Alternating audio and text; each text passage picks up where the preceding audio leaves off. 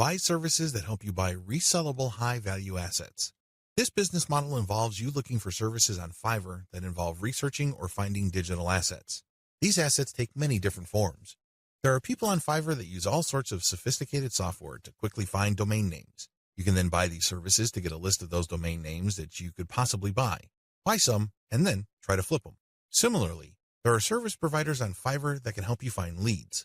For example, if you're looking for yoga instructors in Los Angeles, there are virtual assistants who can look up those people. They can get a name, an address, a specialization, and contact details. They can even find social media accounts. You bundle all that information, then you sell it to people who are looking to reach those prospects. Do you see how this works? This is one of the least known ways to make money on Fiverr. If you know what you're doing, you can actually stand to make a lot more money using this technique than most of the other techniques I shared in this training. Advantages. A lot of the services that go into finding and analyzing potential digital assets are actually cheap on Fiverr. We're talking about $5. How come? A lot of these service providers don't do it by hand. They don't have the time to do it by hand. Plus, they're too smart for that. They use software. Some of them have special coded software that they built themselves or they hired somebody to do it for them. Others use off-the-shelf software.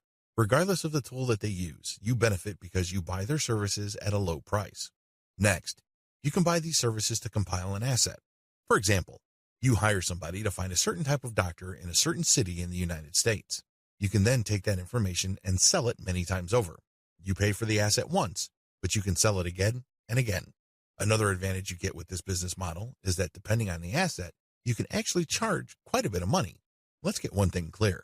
If somebody just wants you to find all the doctors who offer their services in the greater Los Angeles, California area, you probably won't be able to charge too much money.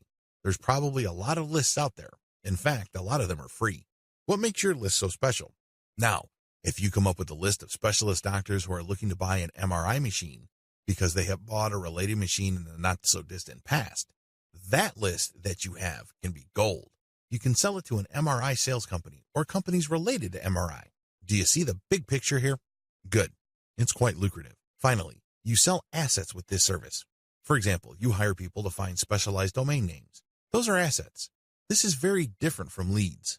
Leads are those who can resell many times over, but are not assets. Disadvantages. The big drawback to this is the fact that it costs money up front. People finding assets for you or digging up information for you will not do it for free. No chance. You have to pay up front. Next, you have to pick the right assets to sell. Otherwise, you'll have many assets that won't sell enough to cover your costs.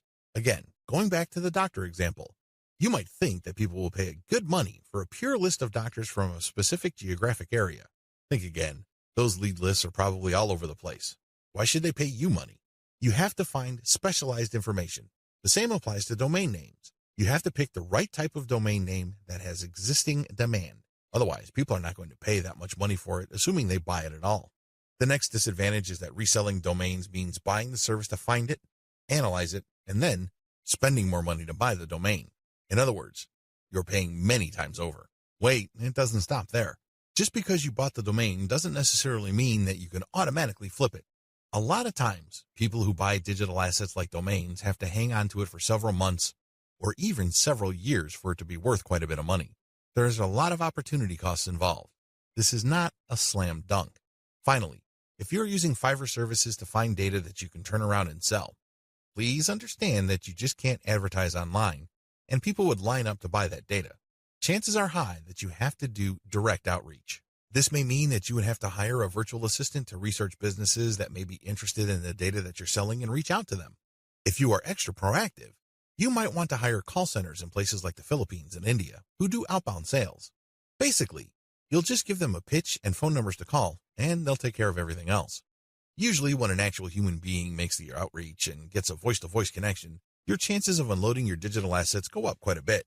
You're also able to charge a lot more money, but again, this is not a slam dunk. You have to have data assets that people would actually want to buy. It's anybody's guess if you have those kinds of assets, so you need to do your research first. Step-by-step directions. Step number 1, decide on what resellable asset you want to specialize in. Step number 2, formulate tightly defined research and production steps. This is extremely important. You cannot let your Fiverr freelancer do creative thinking for you. They work best when you have a preset list of decisions and analytical points for them to follow. They just need to go step by step to get the desired result. The less surprises, uncertainties, and discretion involved in the process, the better. Step number 3, contact top-notch researchers on Fiverr. Basically, you look for the type of services that are required to find this type of information or asset. The next thing is to look at the different researchers available. Look at their ranking, testimonials, and what people say about them. At this point, it's not a good idea to go cheap. Don't look for the lowest price service provider. Instead, look for somebody who is worth the money. Sure, you may pay a little bit more. However, if your results are solid and you have a high chance of reselling that data or finding the right asset, then you have struck gold. Step number 4, get the asset compiled. I'm talking primarily about data assets here. Step number 5, reach out and sell. This is the most important part. Seriously, the previous 4 steps are nothing compared to this step. If you get this right, you will make quite a bit of money. If you get this wrong, you're going to be sitting on an asset that is practically worthless. It only has potential value, but that's the best you can hope for. Potential. To turn that potential into cold, hard cash in your bank account, you have to reach out and sell. Again, Fiverr comes in handy. If you are too shy, or you don't have the time, or you simply can't be bothered to do this, there are virtual assistants on Fiverr. If you're looking for specialized services at their cheap prices, go to cognoplus.com. Regardless of how you do it, you need to have other people find your prospective buyers, get in touch with them, open the sale, and then you come in and try to close the sale. If the assets that you have gotten using this business model involve domain names, then you can place those domain names on auction websites like FlipUp.